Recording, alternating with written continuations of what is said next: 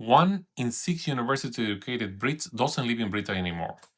Let me say that again. Of every 6 people in the UK with a college degree, 1 of them pack up and leave the country.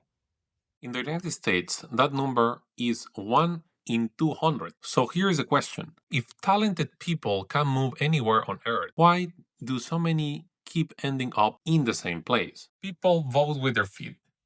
They move towards opportunity. So if we follow the feet, the actual flow of people between Europe and America over the last 30 years, we can reach something most economic reports can tell you directly, where people actually believe the future is. I pulled the migration data between the US and Europe's 3 biggest economies, the UK, France, and Germany, and 3 things jump out that I did not expect. 1.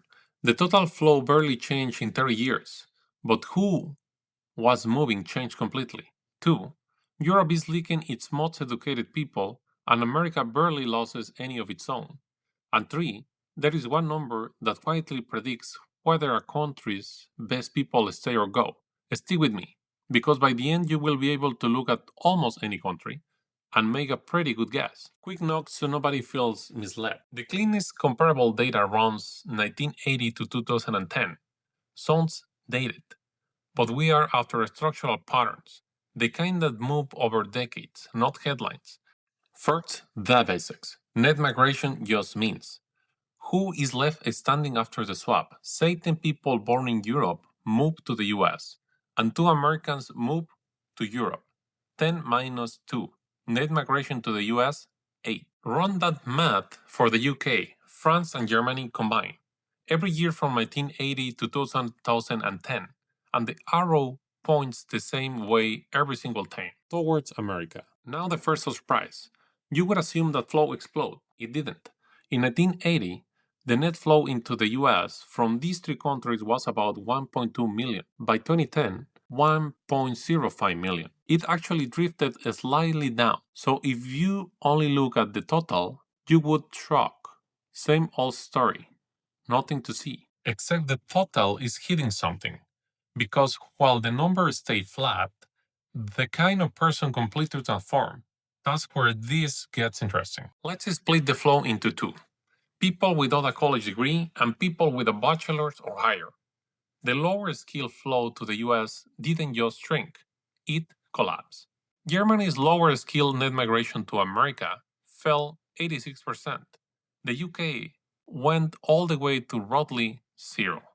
But the college educated flow, they went the other way, up. So picture the whole flow into the US as a pie. In 1980, lower skill migrants were the majority. By 2010, the majority had degrees. France is the clearest case. In 1980, fewer than half its net migrants to the US had degrees. By 2010, nearly 3/4 did. So the headline isn't more people move to America. The total barely changed.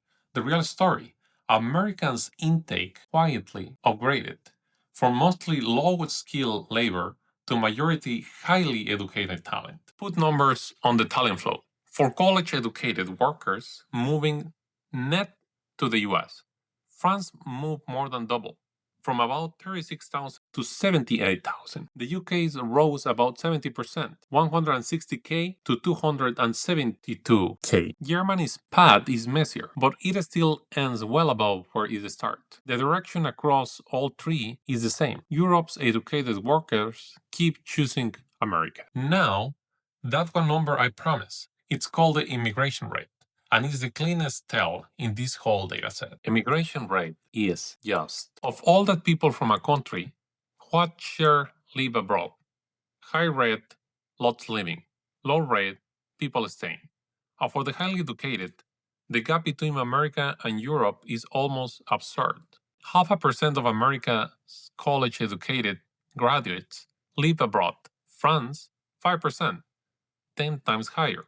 Germany, 8%, 16 times higher.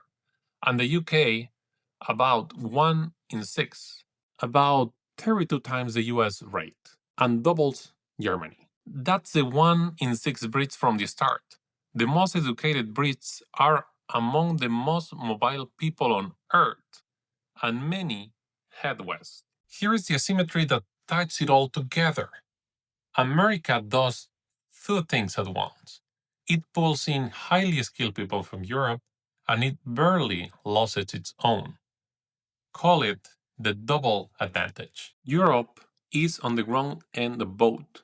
It sends its talent west, and its own educated population is far likelier to leave. Talent out the front door and out the back door. Pull back. And one frame says it all. Plot each country and two questions.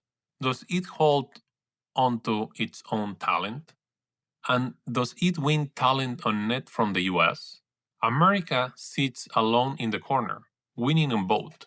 Europe is scattered across the other side. And if you're wondering why people leave, the data points at one suspect above all: growth. When a home country is growing, people stay. When it stalls, they go looking for opportunity elsewhere, which means keeping your best people isn't about walls, campaigns. It's about giving them a reason to believe their future is better at home. One honest reminder: most people on Earth never emigrate at all. We're studying the small, mobile slide that does move because that's where the signal is. So, the net migration runs one way, toward America. The flow quietly shifted from muscles to mind. Europe loses talents on both ends, while the US barely loses any.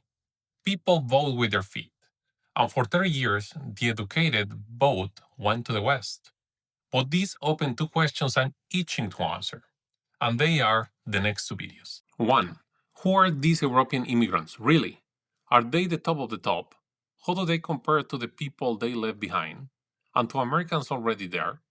Is the US scheming Europe's best? 2. There is a stranger trend hidden in here. Rich countries importing health workers from poorer ones. Wealthy nations not training enough of their own doctors and nurses, while developing countries train professionals who then leave. That one has real consequences. Want those? Subscribe so you don't miss them, and tell me in the comments if you may move to a different country. For which reasons? See you next one.